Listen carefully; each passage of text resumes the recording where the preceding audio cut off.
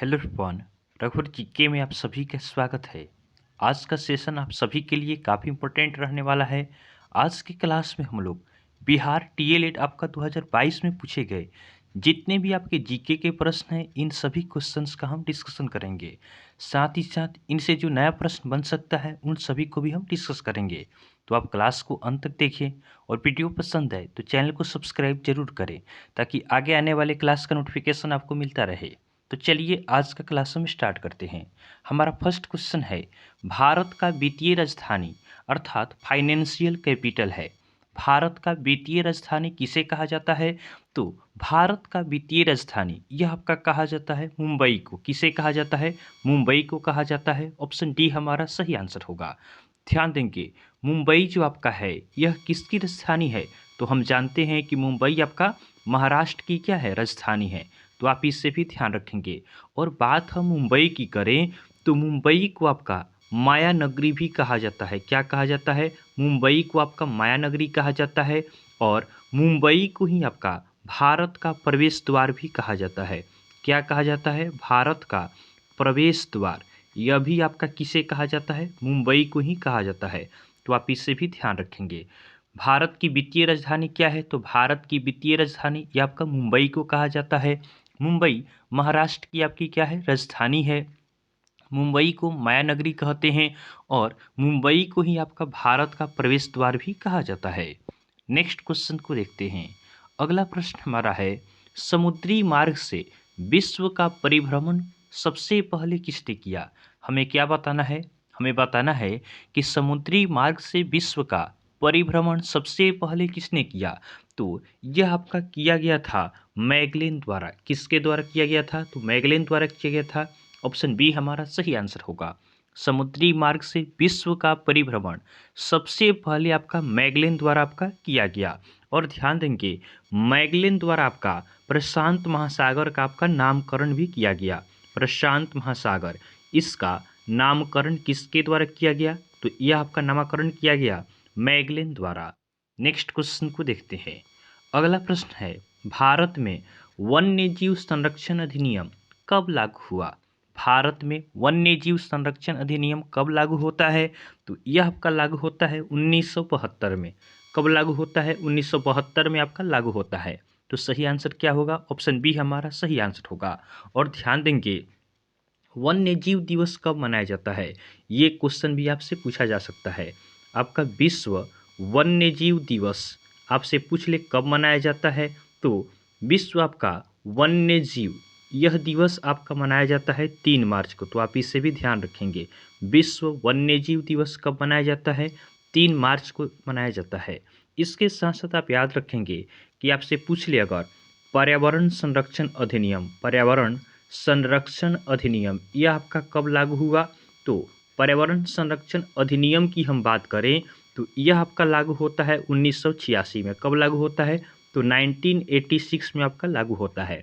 वहीं आपसे पूछ ले अगर कि वन संरक्षण अधिनियम, वन संरक्षण अधिनियम की बात करें तो यह आपका कब लागू होता है? 1980 में आपका लागू होता है। तो देखिए, इससे रिलेटेड ये आपके दोनों क्वेश्चन है। पिछले बार आपका ये पूछा गया है, इस बार आपसे इन दोनों में से कोई भी पूछा जा सकता है। तो भारत में वन्यजीव संरक्षण अधिनियम कब लागू होता है?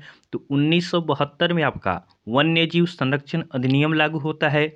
वही हम बात करें कि पर्यावरण संरक्षण अधिनियम कब लागू होता है? तो 1986 में लागू होता है।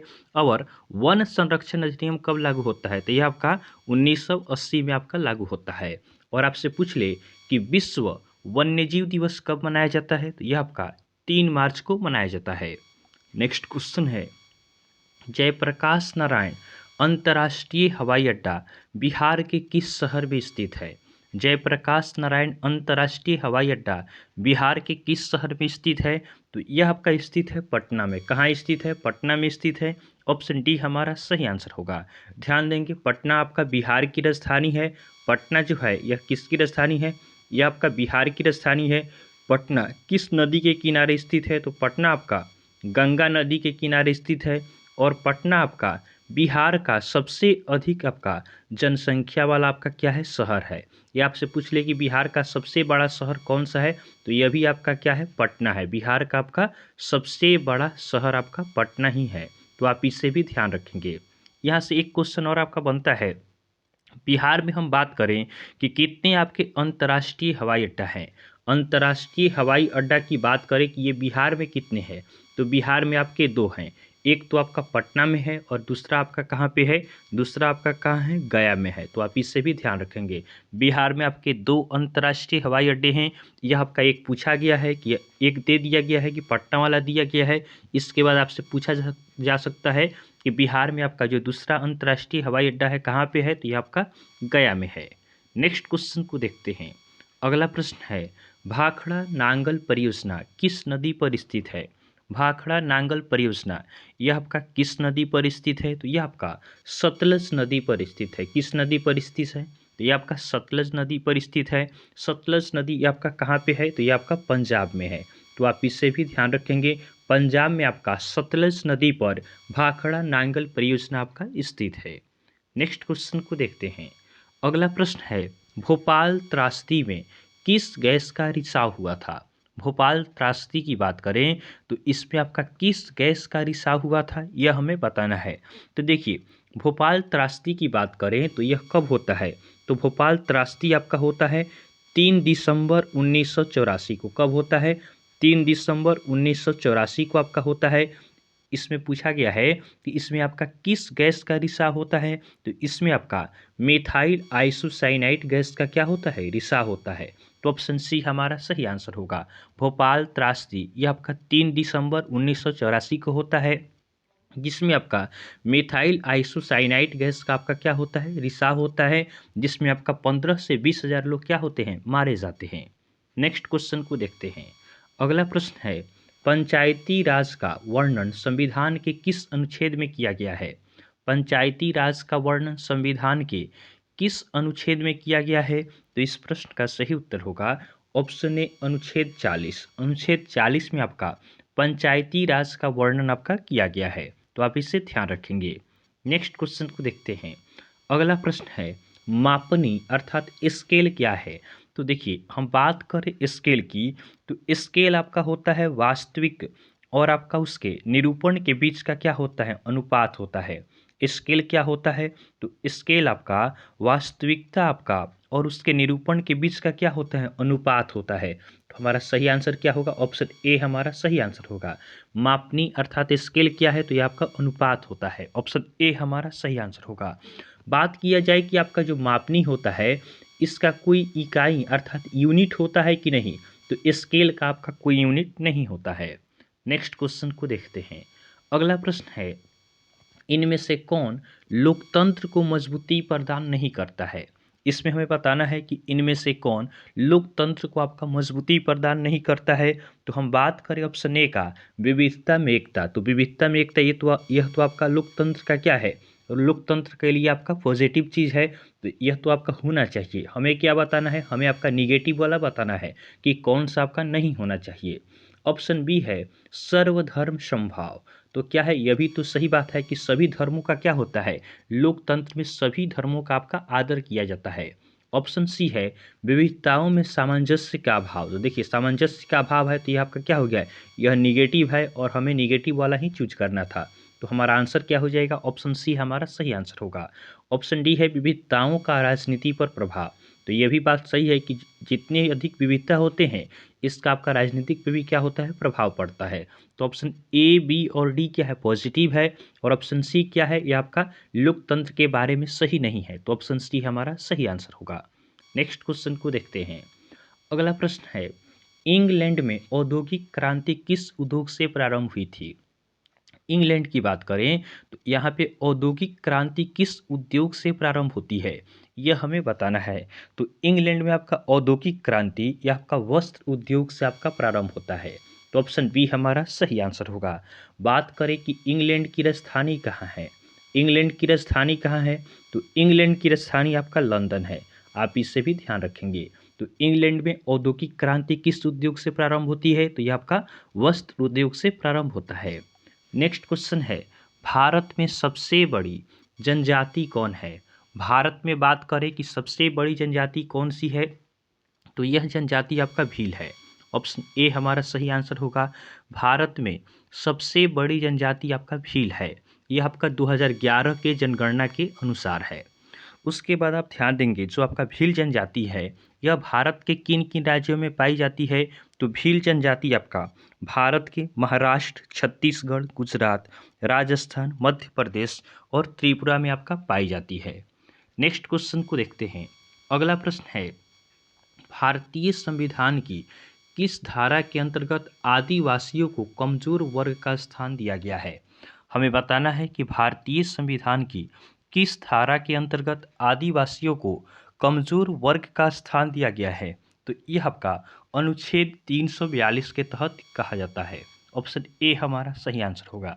अनुच्छेद 342 के तहत आपका भारतीय संविधान में आदिवासियों को आपका कमजोर वर्ग के अंतर्गत रखा गया है। नेक्स्ट क्वेश्चन को देखते हैं। अगला प्रश्न है, बिहार में राज्यपाल विधान परिषद के कितने सदस्यों को मनोनीत करते हैं। बिहार में राज्यपाल विधान परिषद के कितने सदस्यों को आपके मनोनीत करते हैं। तो बिहार में राज्यपाल आपका विधान परिषद के 1/6 भाग सदस्यों को क्या करते हैं, मनोनीत करते हैं। तो ऑप्शन बी हमारा सही आंसर होगा।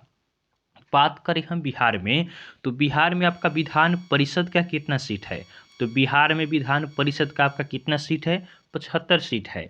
और वर्तमान में बिहार के राज्यपाल कौन हैं। वर्तमान में बिहार के राज्यपाल कौन हैं।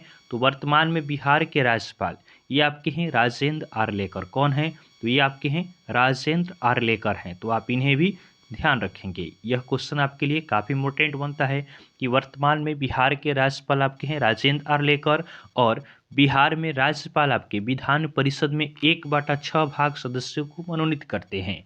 और बिहार में विधान परिषद की कितनी सीट है। तो बिहार में विधान परिषद की सीट आपका 75 है।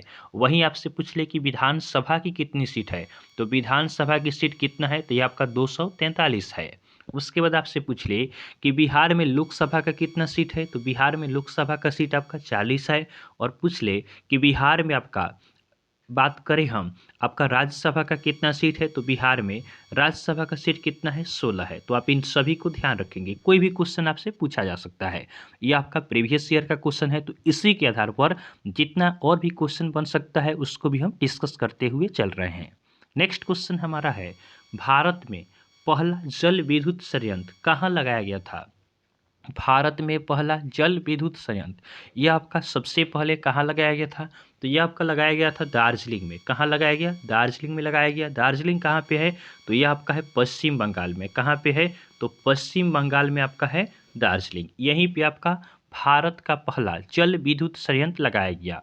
कब लगाया गया था, तो यह आपका लगाया गया था 1897 में। कब लगाया गया था, तो यह आपका 1897 में आपका लगाया जाता है। तो आप इससे भी ध्यान रखेंगे। और बात करें पश्चिम बंगाल की, तो पश्चिम बंगाल की राजधानी कहाँ है। पश्चिम बंगाल की आपका राजधानी कहाँ है, तो पश्चिम बंगाल इसकी राजधानी आपका कहाँ पे है, कोलकाता है। कोलकाता है। उसके बाद हम बात करें जो आपका पश्चिम बंगाल है इसका शोक किस नदी को कहा जाता है। तो यह क्वेश्चन कल हमने आपको बताया था। बंगाल का शोक आपका दामोदर नदी को कहा जाता है। किसे कहा जाता है, दामोदर नदी को आपका कहा जाता है। नेक्स्ट क्वेश्चन को देखते हैं। अगला प्रश्न है, विविध खेती डैश है। विविध खेती डैश है।